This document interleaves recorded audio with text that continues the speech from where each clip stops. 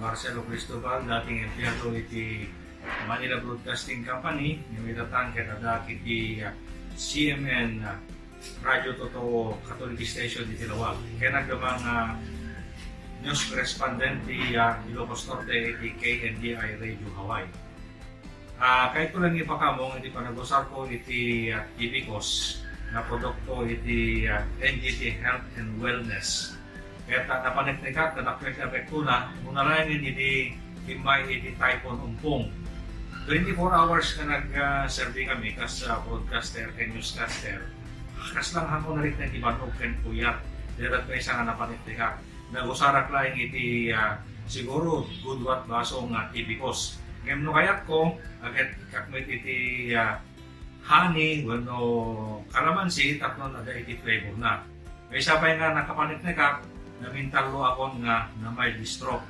Ngayon sipod pa nag-usar ko kada iti TVCOS, wala na flavor, kahit napanagnikat nga nakel iti limaganang tibagi.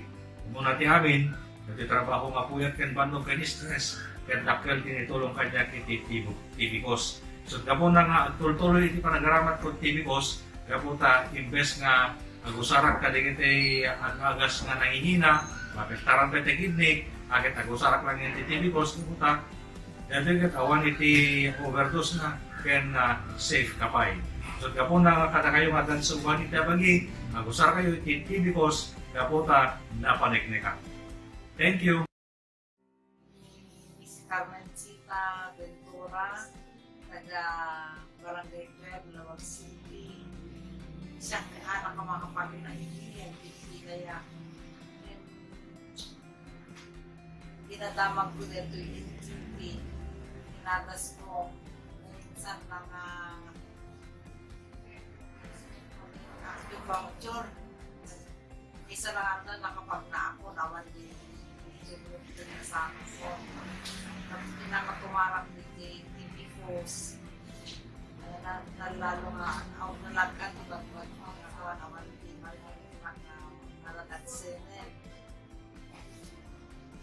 Ganang mayat di reklamo, so nagpito ako man na nag-acupuncture. Yung mayat piling na ako, nawang may 1 week ako man lang aldaw. Then Friday. 4 days lang, mayat tirik na ako.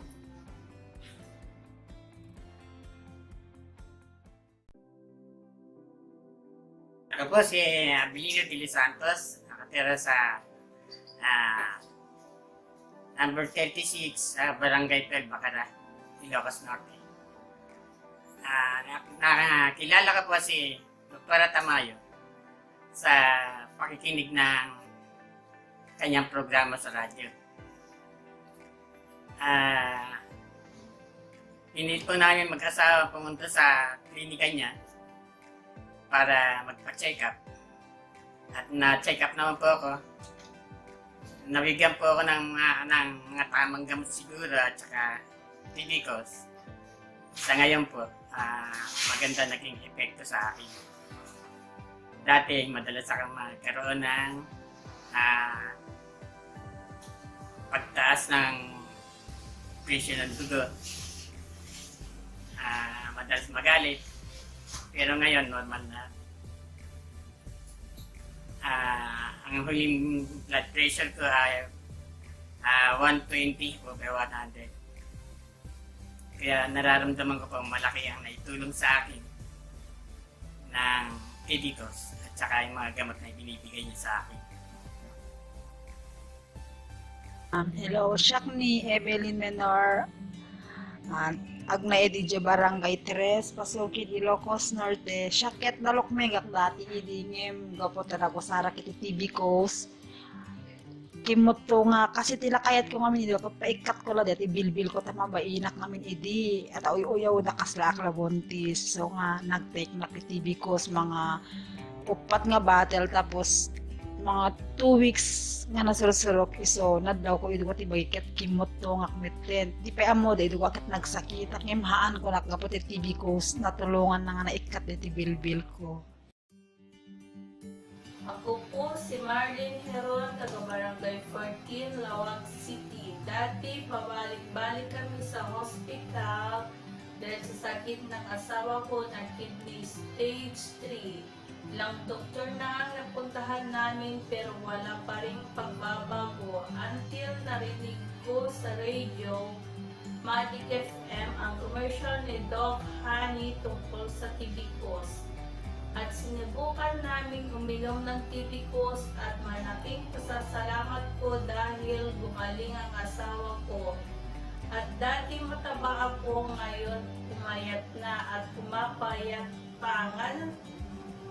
Ganon din ang anak kong may sakit sa puso, umiinom ng tibikos. Ngayon magaling na siya.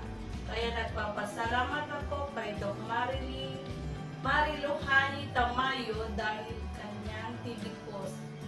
At sumaiksi at gumaling ang asawa at anak ko. Thank you and God bless NGT. Bago ang lahat po, mga kapatid. Ako nga pala si Emmanuel Santos na isang senior citizen, 62 years old na po ako. Nakatira sa Barangay 1 San Nicolas, Ilocos Norte. Mangyari po ay nung November 14 ay na-stroke ako. Ang tagal ko sa ICU, mga halos 2 weeks ako.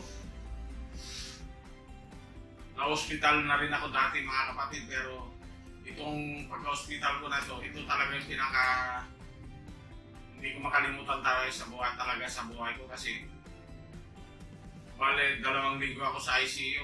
Kaya noon parang akala ko na katapusan ko na talaga.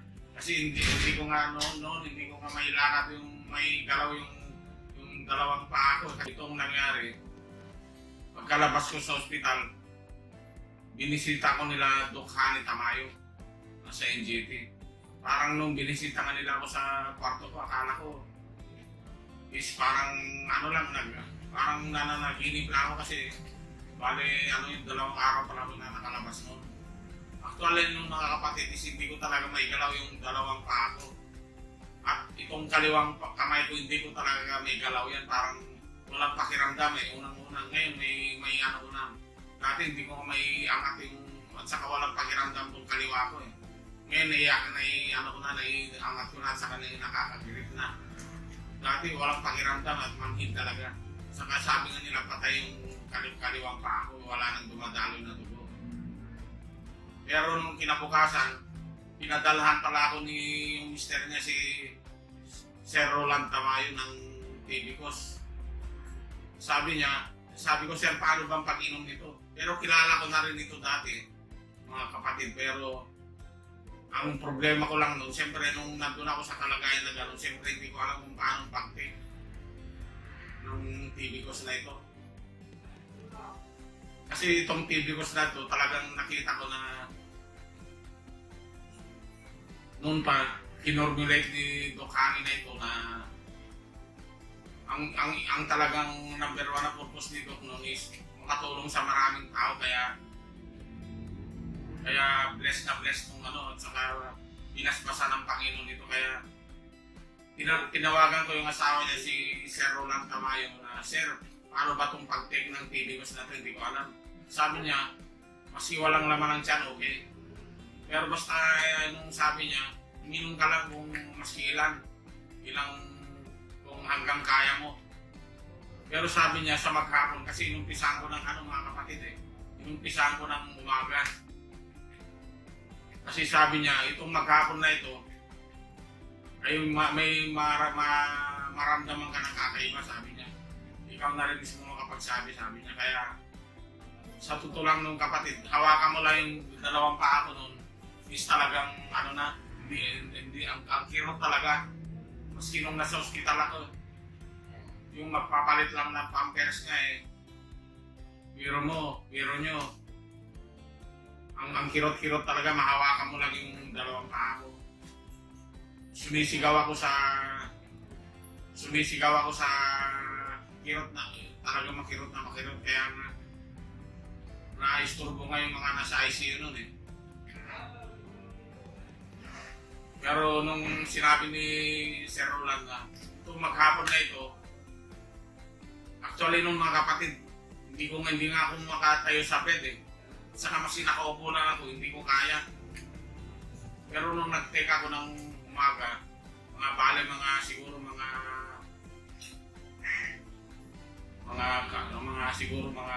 siguro ilang ml lang yung mga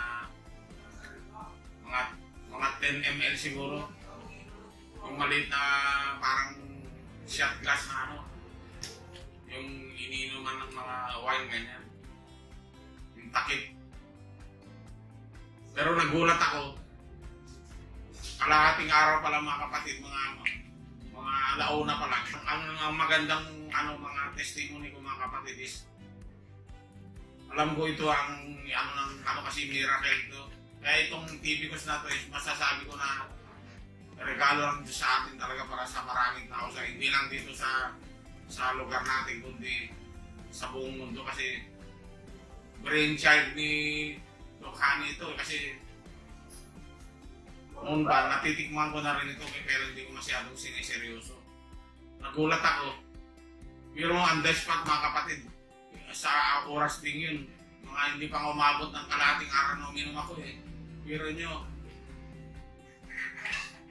nakalakad na kaagad ako. Katulad niya, nakakatayo na ako.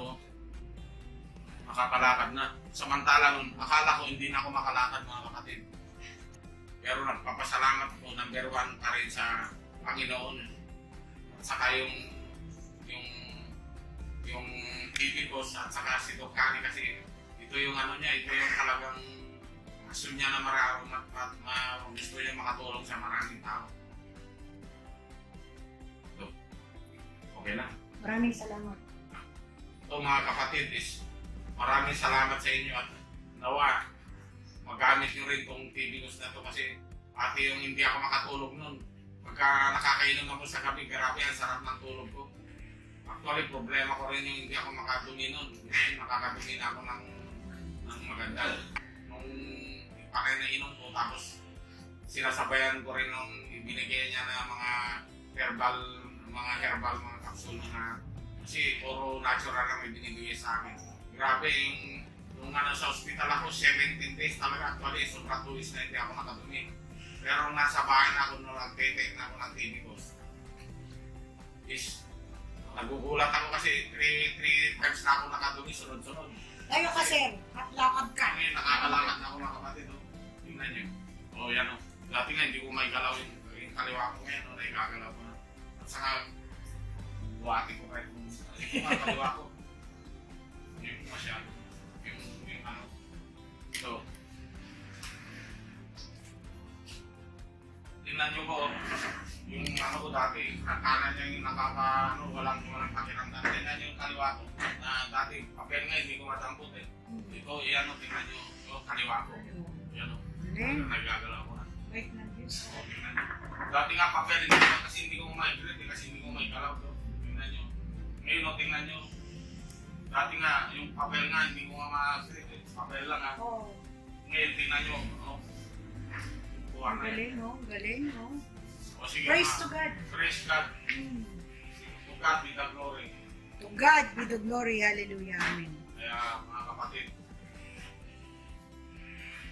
kung maaari, gamitin nyo rin ang TV Course kasi gift of God to at saka alam ko basbas ng Panginoon nito binigay sa na maraming matulungan na tao na yung mga medyo yung talaga nawawala na ng pag-asa. Actually mga kapatid, huwag kayong mawala ng pag-asa.